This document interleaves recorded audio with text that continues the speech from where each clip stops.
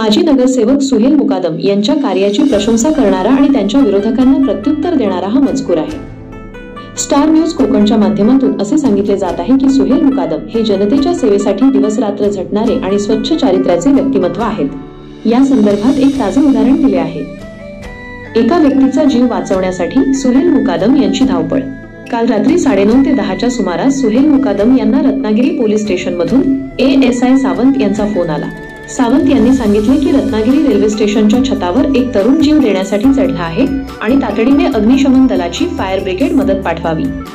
क्षणांचाही विलंब न लावता सुहेल मुकादम यांनी नगर परिषदेतील विचारे साहेब यांना फोन करून अग्निशमन दल आणि त्यांच्या पथकाला रेल्वे स्टेशनला पाठवण्याची विनंती केली।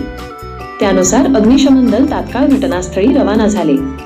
एवढ्यावरच न थांबता सुहेल मुकादम यांनी RPFचे विधाते साहेब यांच्याशी संपर्क साधला आणि स्वतः रत्नागिरी रेल्वे स्टेशनकडे धाव घेतली। रेल्वे स्टेशनवर पोहोचल्यावर त्यांनी पाहिले की खरोखरच एक व्यक्ती रात्रीच्या वेळी खूप उंच भागावर चढला होता।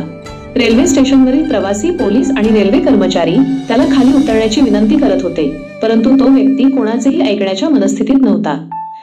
जीव धोक्यात घालून बचाव कार्य। सुहेल मुकादम आणि सचिन शिंदे यांनी त्या व्यक्तीला खाली उतरवण्यासाठी एक योजना आखली। आपला जीव धोक्यात घालून ते दोघे कसे तरी उंच भागावर पोहोचले। सचिन शिंदे त्या व्यक्तीची समजूत घालत होते, तर शहर पोलीस निरीक्षक पाटील साहेब आपल्या कर्मचाऱ्यांसह त्याला खाली उतरवण्याचा प्रयत्न करत होते।